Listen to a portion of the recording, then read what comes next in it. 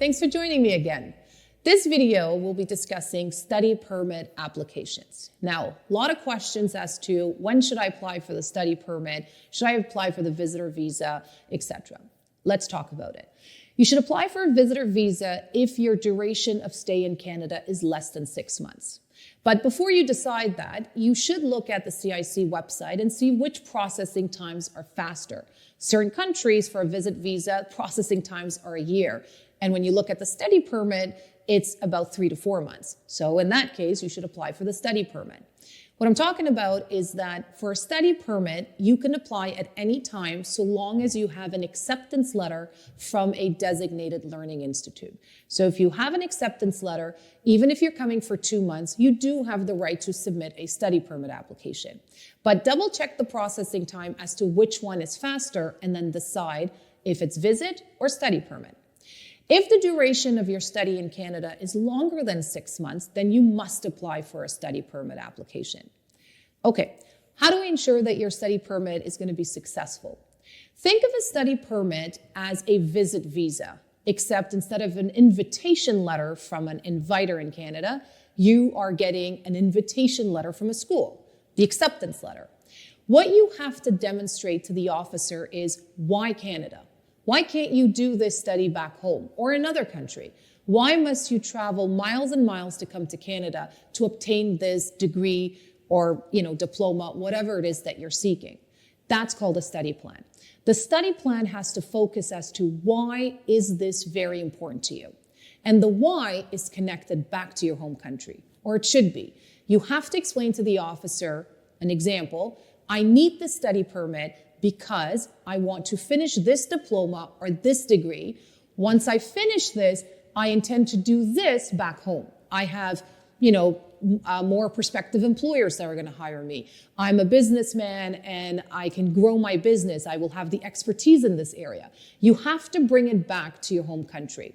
Now, I understand you're probably watching this and you're saying, well, I have no intentions of going back to my country. That's fine. A study permit stands for temporary study permit. It's temporary, which means that officer's discretion can only be on your intent to be temporary. As soon as your study permit is approved, just like marriage, you can change your mind and say, I'm going to stay permanently. But at the time that you submit the application, your intent must be temporary. So your study permit has to address that you intend to come here temporarily, obtain this education, and use it XYZ back home. So the study permit becomes extremely important. The other things that are extremely important are obviously financials. Now, I wouldn't be too afraid of this, but a very good application, you should demonstrate that you can take care of yourself in the next 12 months. So a 12-month period, that's tuition, accommodation, some extra basic necessity funds, etc. Depending on your age, and this is very important because a lot of students come to me and say, well, who can support me? I don't have all the funds myself. And I look at the age. If you're a student of 18, 19-year-old, most likely mom and dad are going to support your studies.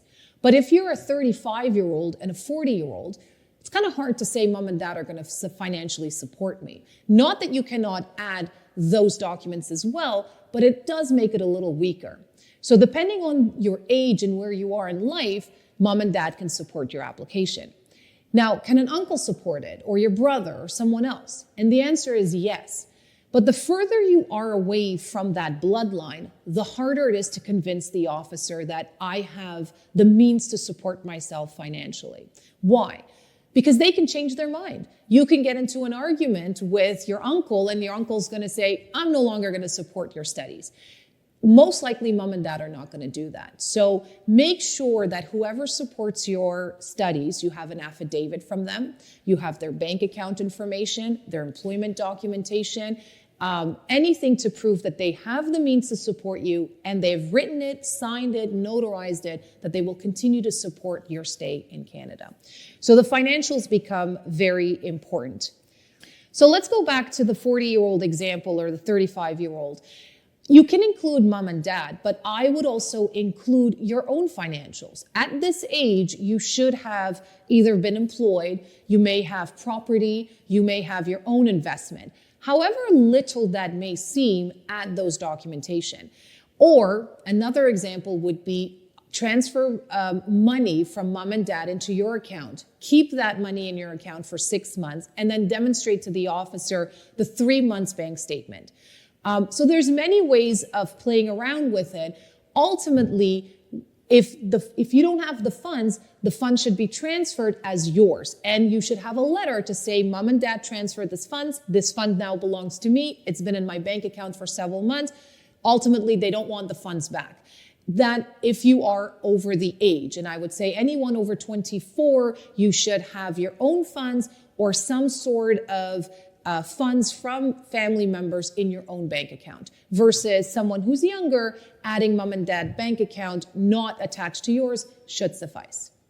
One other last point I want to mention is that starting November 15th until December 31st, 2023, the Government of Canada has announced that all students who are on a study permit can now work full-time. Now, this is a very important change because in the past, it was part-time, maximum 20 hours.